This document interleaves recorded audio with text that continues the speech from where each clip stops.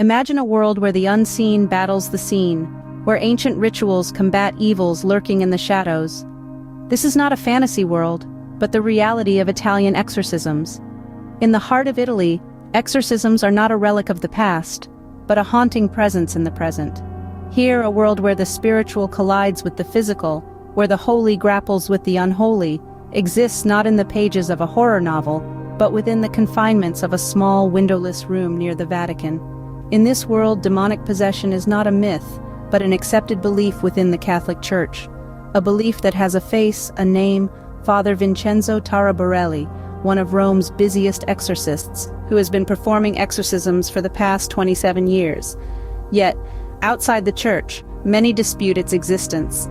The number of exorcisms in Italy has tripled recently, with an estimated 500,000 requests per year. A chilling testament to the enigmatic and intriguing nature of this ancient ritual.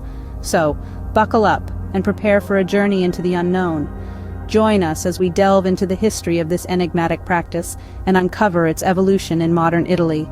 Exorcisms in Italy have a rich and complex history, intertwined with the core of Catholicism. This practice, often shrouded in mystery and fear, has been a part of the Catholic tradition for centuries. Historically, the Church has always been at the forefront of battling what it perceives as evil forces. Renowned exorcists like Father Vincenzo Taraborelli, who dedicated over 2 decades of his life to performing exorcisms, are testament to this commitment. Taraborelli, one of Rome's busiest exorcists, would see up to 30 people a day in his modest room near the Vatican, offering a beacon of hope for those feeling lost and tormented. Exorcism, in essence, is the Church's response to the belief in demonic possession, a concept deeply rooted in Catholic theology. The Church's stance has always been clear: the devil exists, and his influence can manifest in various ways, from the violence we see in the world to the intimate torment of possession. Yet, what makes exorcism fascinating is not just its spiritual implications, but also its societal ones. In Italy, where Catholicism is deeply woven into the fabric of society, the practice of exorcism has been widely accepted. With an estimated 500,000 people seeking the help of exorcists each year, it's clear that this ancient ritual still holds a significant place in contemporary Italian culture. However, the practice of exorcism is not without its critics. Outside the Church, many question the existence of demonic possession, attributing it instead to psychological or psychiatric conditions. This skepticism has led to an intriguing balance within the exorcistic practice itself. Priests like Taraborelli often urge people to see psychologists or psychiatrists before performing exorcisms, and frequently collaborate with these professionals.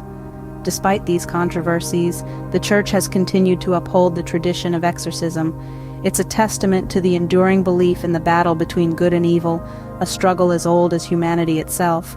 But as with any age-old tradition, it has had to adapt and change. As the world modernized, so did the practice of exorcism, adapting to the changing times. Today, the demand for exorcisms in Italy has skyrocketed, with an estimated 500,000 requests per year. It's a staggering statistic that leaves many of us wondering, why such a surge in this ancient practice? Well, the reasons are as complex as they are varied. A significant factor seems to be the rise in individuals seeking help from unconventional sources, like magicians and tarot card readers. In the quest for answers or solace, many are turning to these mystical arts, only to find themselves ensnared in situations they believe to be the work of malevolent spirits. In response to this surge, the Catholic Church has expressed a need for more priests and improved training in the art of exorcism. Yet the challenge remains. Fewer young priests are willing to undertake this daunting task, leading to a shortage of exorcists. The Church is grappling to fill this gap, to meet the rising demand for spiritual liberation. However, it's not just about increasing the number of exorcists. Quality over quantity is the mantra here. The Church emphasizes the need for more robust, comprehensive training for these priests. After all, they are dealing with individuals who are in a state of profound distress, believing themselves to be under the influence of demonic forces. It's a sensitive situation that requires not only spiritual guidance, but also a deep understanding of psychology and the human condition. But what does a modern exorcism look like, and who are the people seeking this ancient ritual? An exorcism is not a spectacle, but a solemn ritual of liberation. This profound statement underpins the essence of exorcism. But what does this process entail? How does it unfold? Exorcism, in its essence, is a battle against an unseen adversary, a struggle between the forces of light and darkness. It's a spiritual warfare, where faith and prayer become the exorcist's arsenal.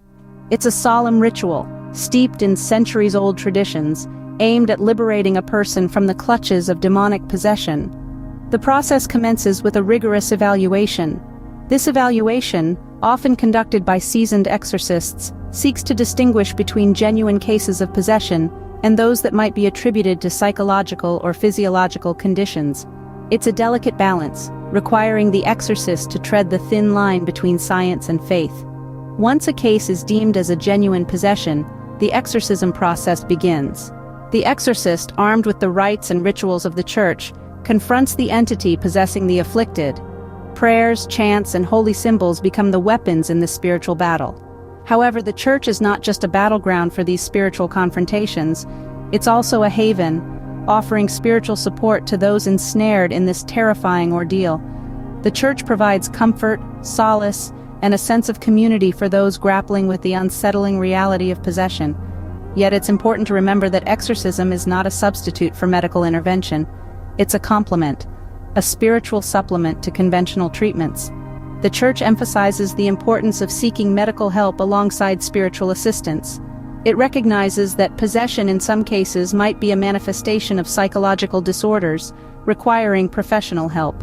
Exorcism, therefore, is a journey of liberation, a quest to restore peace and normalcy to lives disrupted by the inexplicable.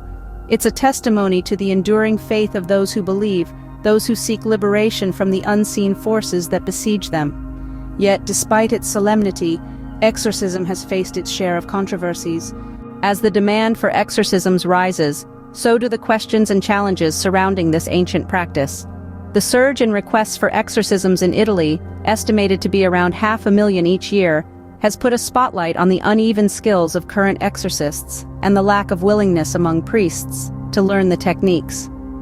Exorcism is recognized under the Catholic Church's canon law, but requires high-level permission. Not every priest has the knowledge or the fortitude to perform this ritual. The International Association for Exorcists, with its 400 members, only has 240 in Italy. This means that many people seeking help are left in the hands of priests who may not be fully equipped to deal with such intense spiritual warfare. This has led to concerns about self-taught exorcists within the priesthood. Without proper training and supervision, these well-meaning priests may cause more harm than good. They might overlook the need for psychological or psychiatric intervention, or they might inadvertently exacerbate the person's fears and symptoms.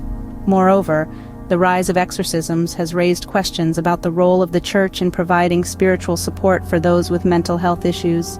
Should exorcism be seen as a form of therapy, a way to bring comfort to those who feel tormented? Or does it risk turning mental illness into a spectacle, a battle against demonic forces rather than a health issue to be treated with compassion and care? The need for better training and increased awareness is clear. The Vatican has responded by organizing international conferences to address these issues, but the challenges remain. With a shortage of skilled exorcists and an increasing demand for their services, the Church is in a tough spot. It must find a way to reconcile its ancient beliefs with the needs and realities of the modern world. The world of exorcisms is a complex one, filled with faith, fear, and a fight against unseen forces. From its historical roots to its modern reality, the practice of exorcism in Italy is a captivating journey into the unseen. We've delved into the mysteries of these rituals, journeyed back to their historical roots, and navigated the complexities of their present-day realities. We've explored the process of exorcism, from the initial consultation to the final liberation, revealing a world that is both fascinating, and we've also grappled with the controversies and challenges, the intersection of faith and mental health, and the increasing demand for these rituals in the face of skepticism and fear. This journey into the world of Italian exorcisms has unveiled a realm where faith, fear, and the battle against unseen forces intertwine. If you enjoyed this journey into the world of Italian exorcisms, make sure to like and subscribe for more captivating content.